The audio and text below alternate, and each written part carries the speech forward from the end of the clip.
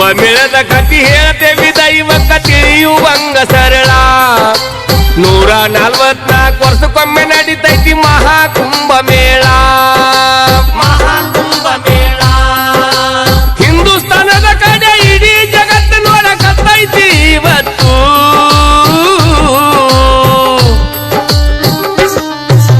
ಹೆಂಗೈತಿ ನೋಡರಿ ನಮ್ಮ ಸನಾತನ ಧರ್ಮದ ತಾಕತ್ತು.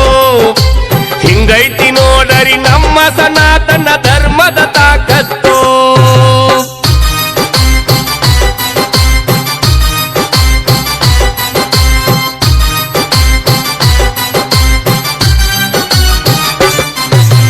ದೇವದಾನವರು ಸಮುದ್ರ ಮಥನ ಮಾಡಿದರಾವತ್ತು.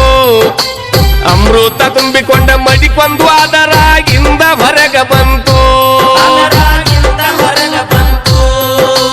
ದಾನವರು ಅಮೃತ